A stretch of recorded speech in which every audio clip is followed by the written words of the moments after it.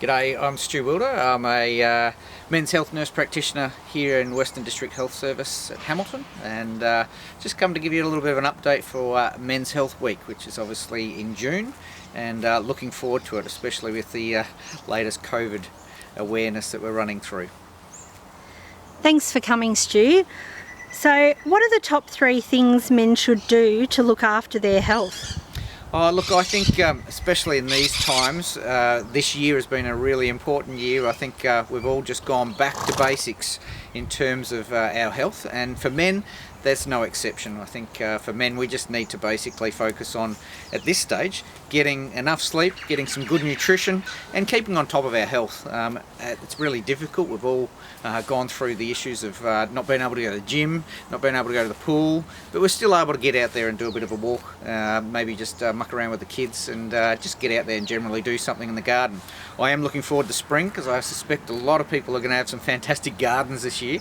So I think for men, getting out and just doing something around home is fantastic, and certainly in terms of their health, I think if they focus on having good nutrition, maybe in this time of isolation and coming out of isolation, probably easing up on the alcohol might be a good one, and certainly making a scheduled time to catch up and have a men's health check.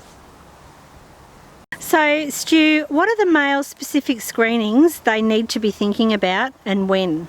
Yeah, that's a really interesting question, Sam, and it really has a particular focus on the age group. So certainly younger men in their teens to 30s, I'd probably say at least an annual checkup, and the things that might be looking at is just controlling their weight, checking their blood pressure, and also making sure that their mental health's in check. Once we get a little bit older than that, so the 30 to 50 age group, I would say that most men need an annual checkup desperately. They need to keep an eye on their cholesterol. They need to also keep an eye on their blood glucose levels in terms of risk for diabetes. A lot of us let ourselves go about that stage. And probably after the age of 50, men probably should be having a chat to their health professional about prostate awareness. Now, specifically, we're looking at whether you've got a family history of that, and certainly working out whether we need to actually have a screening check for that. It's not mandatory that you have one, certainly should be recommended if you've got a family history of prostate disease. Other than that, mental health goes across the age groups, from young men right through to the old. We need to keep an eye on that. We need to make sure that our stress levels are in check. We also need to be aware that if we're feeling down, we have a chat to someone about it. So I'd say certainly a heart check's got to be chucked in there as well. I know that's more than 3. Sorry about that, but it's very specific for your age group. So I'd say mental health across all age groups, prostate issues after 50 years of age, and certainly when you talk to your health professional, we recommend that screening process if it's valid for your age group and your history. And certainly in the other age groups, anywhere along the way, blood pressure, cholesterol, and certainly looking at diabetes risk. Thanks, Stu. And how can rural men access health support, and what services are available? Look, there's plenty of health services available, Sam. It's got some great health services for mental health. We're losing that stigma now for mental health, which is fantastic. So men can easily go and see someone, have a chat to the GP, have a chat to the health professional and say, look, I'm not feeling that great, I'm not coping with it. Certainly this time of our life, I'm sure a lot of us are going through some questions in our mind going, how are we coping with it? So you can see anyone in the health professional field. It doesn't have to be a GP, but GPs are a great start.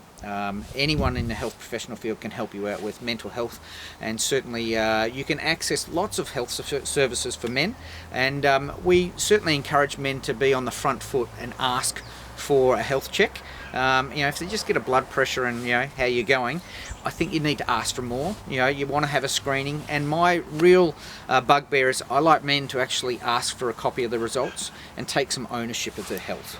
So if you've got a blood glucose and a cholesterol level and your blood pressure, know what they are, know what they mean, and you're in control of that, rather than sort of going, oh well, my doctor hasn't called me back. They're pretty busy, so it's probably up to you to find a good time to keep an eye on those things, and an annual checkup is really good. So there's plenty of services. Your GP, any health professional that you go to, mental health services are fantastic, or just for general screening, you can find that even at your pharmacy. They've got some screening clinics as well, so there's plenty of opportunities for men to get out there and get a good check. That's great, Stu. So how can farming men start a conversation with their health professionals or friends about their health concerns? Yeah, look, I think that's a fantastic question too, Sam. Farmers traditionally probably haven't been affected too much by the old COVID, and that they've gone about their business the way they usually would, which is pretty well in isolation. So for men, I think they need to maybe chat to their mates, and as we come out of COVID, we're probably going to be able to have some social events. So it's a really good time to check in, the old "Are you okay" day, checking in on your mate, saying how have you coped, what have you been up to, can we catch up for coffee, or catch up for go for a walk, or have a game of golf with some of your mates. It's a really good way. Farmers, men and women, should be looking at keeping their social networks intact, and we've gone through this phase in the last 3 months where we've all been in hibernation and keeping to ourselves and trying not to get in contact with others. Now's the time we come out with safe social distancing and catch up with everybody and see how we're going, keep our safe distance, but certainly check on everybody's awareness of their own health. Make sure that give some encouragement and try and catch up, and make sure that we do some active things, good nutrition, not so much about worrying about getting into the alcohol with friends, although it's quite good to have a couple of social drinks, but certainly making sure that we make sure everyone else is okay and ourselves, and it's a really important thing to do at this time.